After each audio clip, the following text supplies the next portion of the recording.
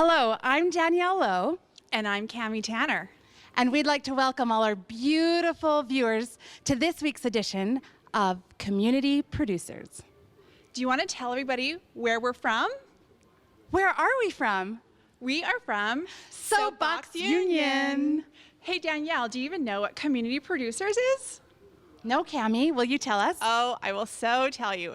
It is actually a program that features segments and stories from all over the community by volunteers just like you and me. Aww. Pause down. You're going to love this first segment as we go visit the Lethbridge Animal Shelter. We're going to go over there and check out all their cute little fur babies, and maybe you will even find the perfect pet to adopt.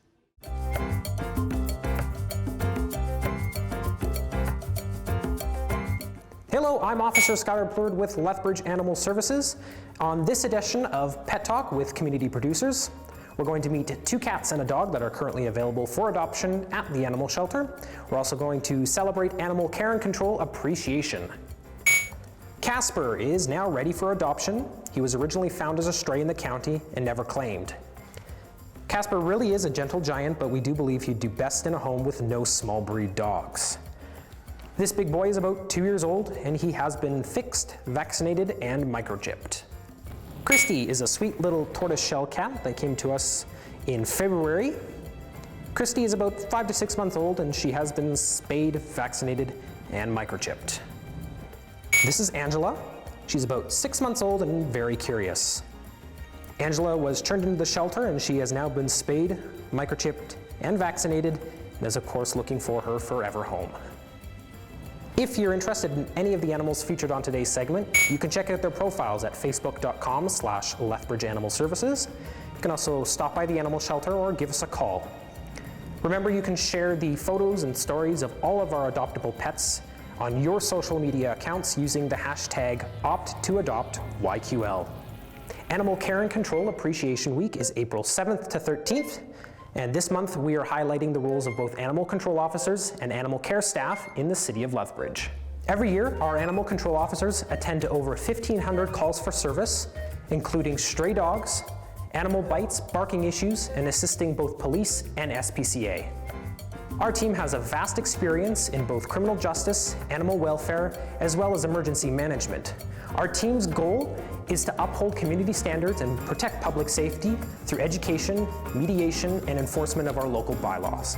Animal care staff work every day at the city animal shelter, providing care to over 800 animals a year. Animal care staff work at the City of Lethbridge Animal Shelter every day, providing food and water, socialization, basic medical care, and cleaning of the facility.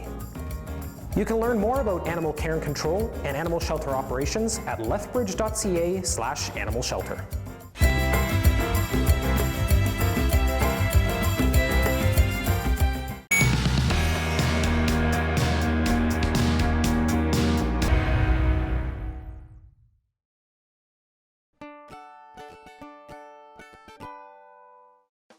Hello and welcome to another Lethbridge College cooking lesson. My name is Paul Kingsmith, and today I am joined by Chef Kenny Kane, one of the instructors in our Culinary Careers program here at Lethbridge College. Thanks for joining us today, Chef Kenny. Hi, Paul. It's great to be here. And today we have opened up this recipe to the entire college community. We threw it out to them and wanted to find out what they wanted to make at home. And maybe not surprisingly, the answer that came back overwhelmingly time and time again was bread. Yeah, that's not surprising. As Canadians, we love bread. We purchase almost 1 million tons of it, spending almost $8 billion a year. I think that we'll really enjoy this recipe. Well, I'm looking forward to it. Today is a recipe that Chef Kenny has baked up that adds a savory flavor with sun-dried tomatoes, cheddar cheese, and herbs added to the recipe. Once we incorporate those aromatic flavors, when it's nice and warm, we'll be able to taste a wonderful recipe. Well, I'm very excited to see it. Let's get started. First, you'll want to assemble your ingredients. 6 cups bread flour, 2 teaspoons table salt, 5 tablespoons sugar, 1 cup lukewarm water, 2 tablespoons dry active yeast, 1 cup plus 2 tablespoons buttermilk, 1/4 cup melted butter, 1/8 of a cup diced sun-dried tomatoes, 2 cups grated sharp cheddar, 1/8 of a cup minced parsley, 1/8 of a cup minced chives. Then we'll get started on the recipe. Preheat oven to 350 degrees Fahrenheit and grease 2 8-inch by 4-inch loaf pans and set aside.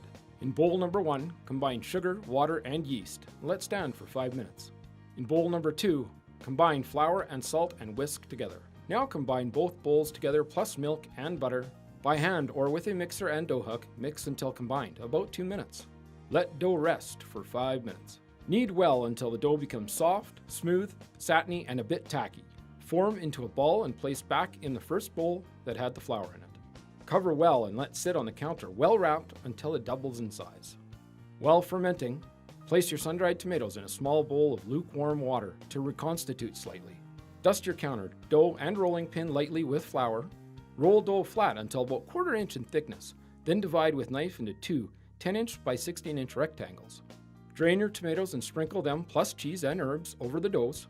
Roll each dough like a jelly roll, not too tight. Cut each roll in half lengthwise and loosely braid the 2 halves, keeping the cut sides up, pinching each end. Gently lift and place in loaf pan and cover loosely with a piece of plastic. Let relax and rise until about 1 inch over the sides of the pan. Bake until golden brown for about 45 minutes. If the dough starts to excessively brown, cover loosely with foil. Once baked, remove bread from the pan immediately or it will stick. Allow to cool for at least an hour before slicing. Well, Chef Kenny, this looks delicious. It smells delicious. Thank you for making us a savory bread today. No, it's been my pleasure, Paul. And if you want to check out this recipe, it was featured in the spring 2018 edition of Wider Horizons magazine. You can also find it online at widerhorizons.ca. And if you want to check out more creations made by the culinary students here at Lethbridge College, phone the Garden Court for reservations, 403-320-3230. Once again, thank you, Chef Kenny. I can't wait to dive into this bread. And thank you for watching. Let us know what you think of the recipe.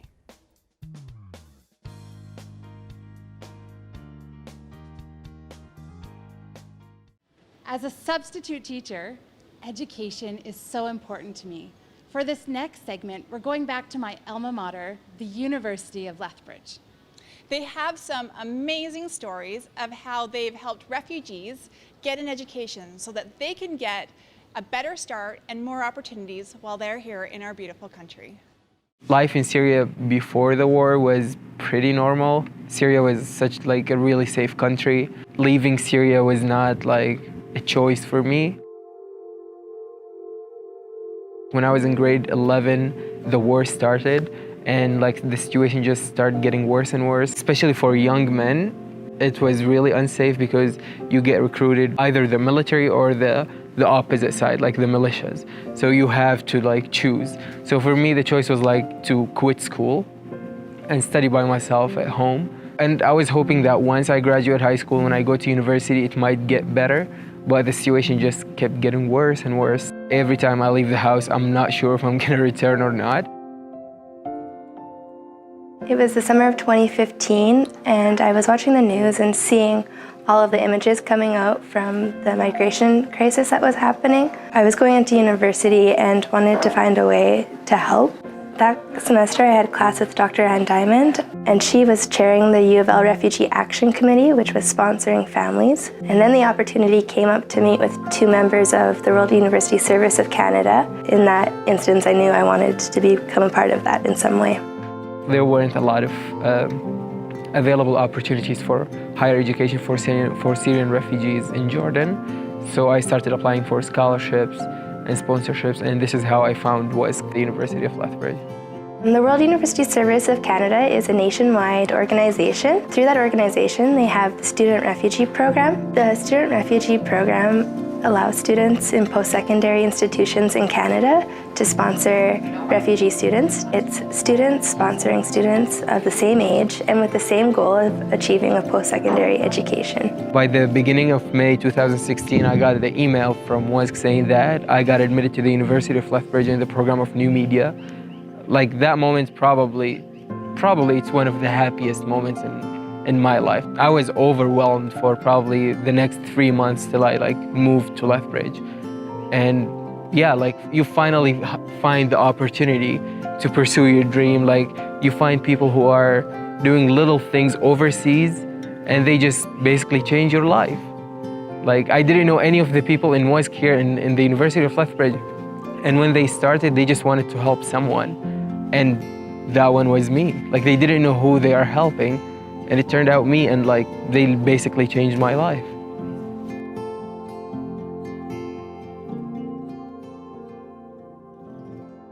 And I remember not being able to sleep the night before his arrival because I was so excited and also like really nervous because we didn't know what to expect. We went to the airport and we all had signs and posters to welcome him.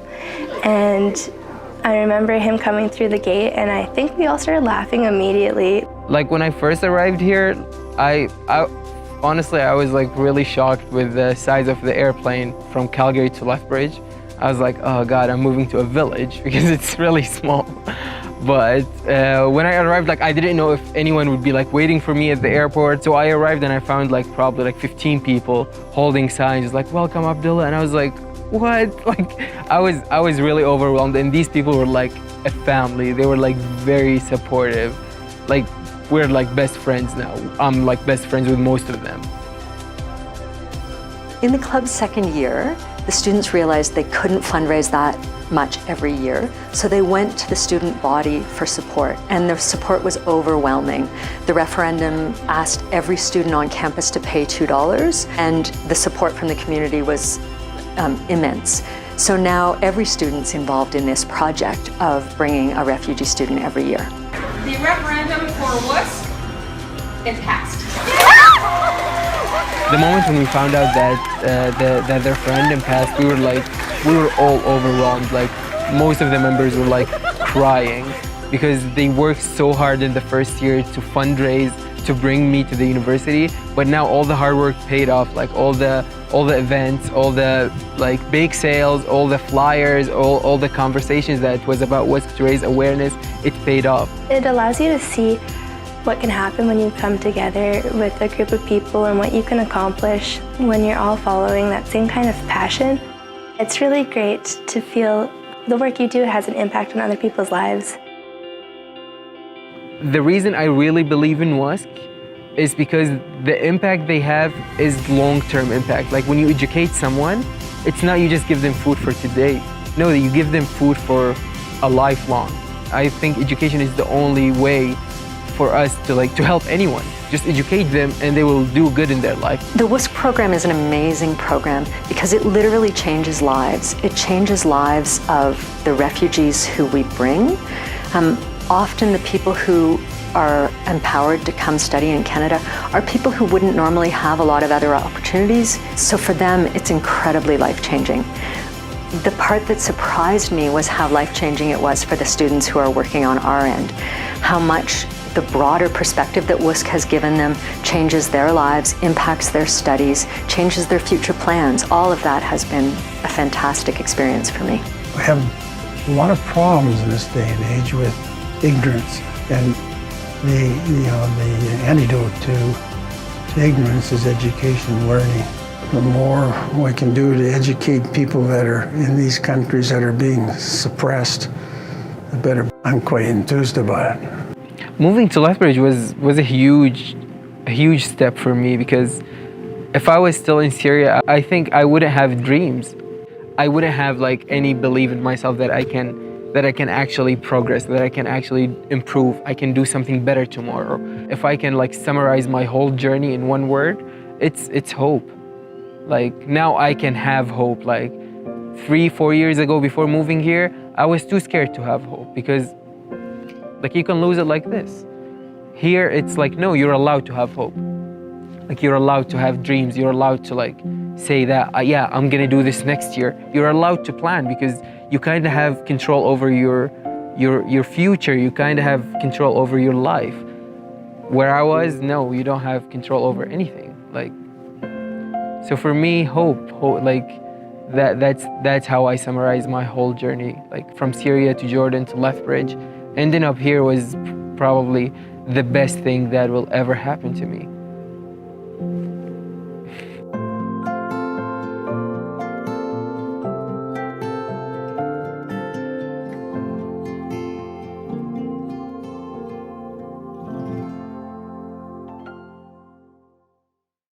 Everybody deserves the opportunity to keep their minds and bodies healthy. So in this next segment, we're going to head over to the Lethbridge School District, where we'll see how teachers and students learn how to keep their brain and their bodies healthy this spring.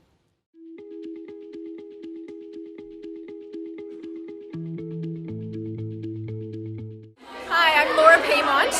I'm a physiotherapist and self-regulation coordinator. I'm from Salmon BC, and I've come out to Lethbridge to do workshops for teachers and students on something called self-regulation. And what that is really how our body handles stress, and learning about things that can really affect our brain and our body in a negative way, and more about learning about positive coping strategies that can really help our brain work at its best and our body work and feel at its best as well. So what we're doing here today at Fleetwood is we're meeting all together in a group where we actually had a whole bunch of volunteers come up and do lots of different interactive activities where we learned as a group about how our brain works and how our brain and our body work well together. We learned about things that were harmful to our body and things that were positive for our body. We tie that into something called the Zones of Regulation, which is a program that teaches kids about their emotions and their feelings, and then thinking about actions that they can do to get them in the zone they want to be in. For example, the zone for learning would be the green zone, and that's when our brain is calm and relaxed and performing at its best. After we were all together, we broke into stations, and we had different stations that were, again, reinforcing those things. What are some things that are negative for our brain and body that make them not work so well? And what are some positive things that can really help us feel good and our brain and body work at its best? So we have a calming station where we're in a small, quiet area where we're doing our deep breathing. We have a movement station where we're really looking at how movement improves our brain. We have a sugar station where we look at how the impacts of sugar on our brain. We have a station where we get to actually eat Jello brains and learn how soft our brain is and how easy it is to injure and how important it is to wear a helmet. And we have a station that really looks at both what are some good things and some negative things for our brain and what we can do to improve that. So this is Healthy Brains, Healthy Bodies workshop, and I'm Laura Paymont.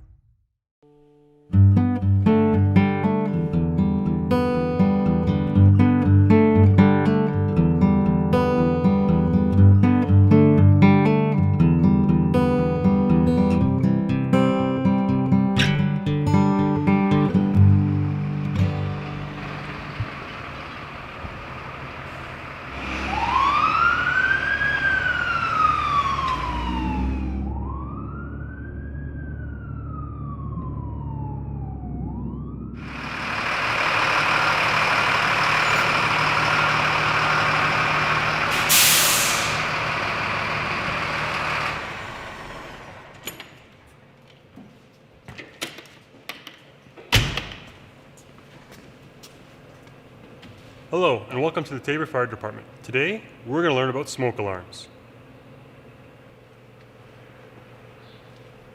In the event of a fire, a smoke alarm will beep really loud, notifying you and your family. Come on. This guy.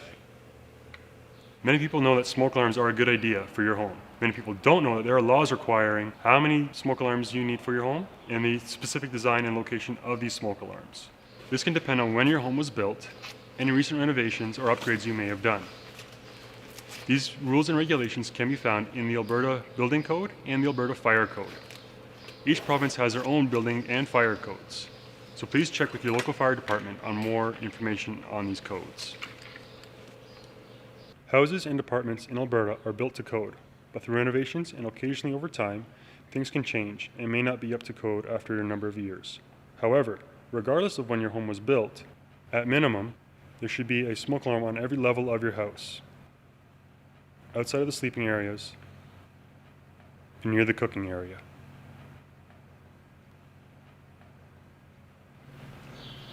There are some good practices regarding smoke alarms in the home. One is to change your batteries at every daylight savings time. Some smoke alarms are hardwired in, but may have a battery backup. These batteries should also be changed every daylight savings time or if indicated by the alarm, which is usually done by a single chirp from the alarm.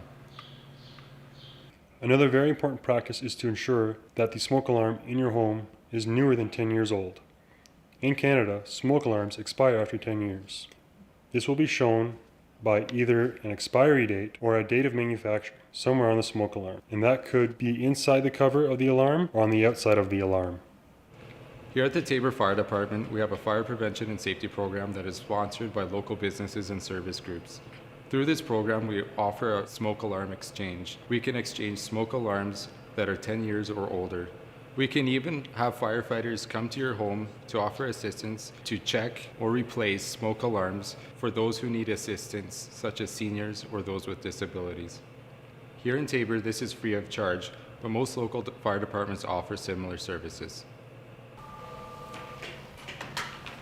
Taber Fire Department, David speaking. Yeah, a school tour would be great. What day would you like to bring them by? Okay, great. How many kids? Okay, we usually take about an hour. 11 on Friday works awesome. Thank you. See you then. Bye. Keep in mind, the Taber Fire Department is here to help in any way that we can. Not just responding to calls, but through fire prevention and education, we're here to make your home safer. Call us if you have any questions or concerns. If you don't live in the town of Taber, please call your local fire department, as many of them offer similar services. Taber Fire Department, David speaking.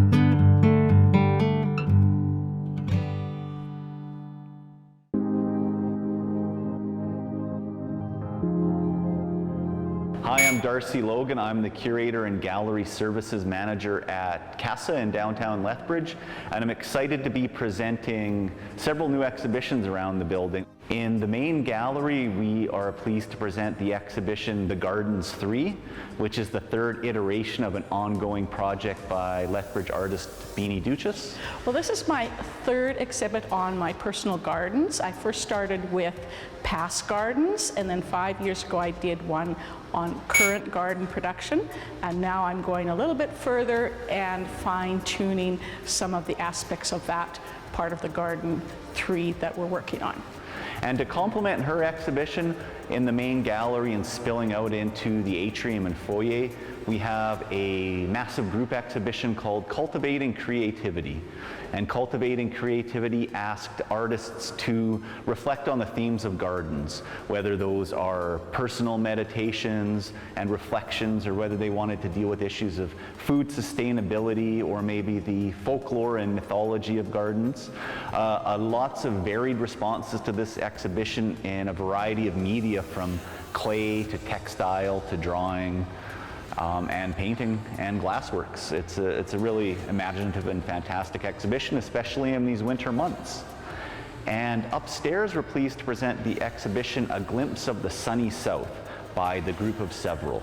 The Group of Several are watercolor painters who for the last decade have been meeting weekly to paint together in an atmosphere of solidarity and friendship and kind of positive self-critique.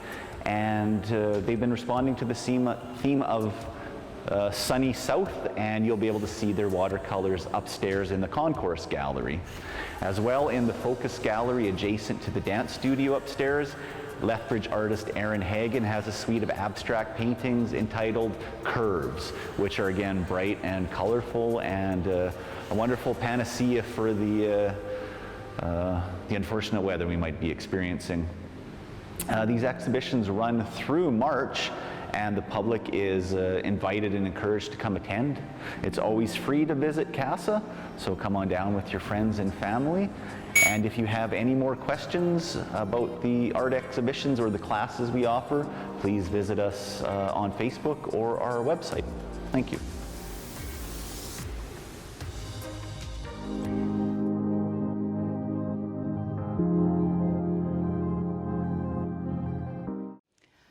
sadly, we've come to that part of the show where there is no more to this edition of Community Producers. Say it ain't so. We've had so much fun being first-time hosts to Community Producers, and we hope that we get to do it again. But if you do want to see more of me and Danielle, tune in at 8 a.m. on Shaw for Soapbox Union! Or you can check out more great local content at shawspotlight.ca. We hope to see you next time.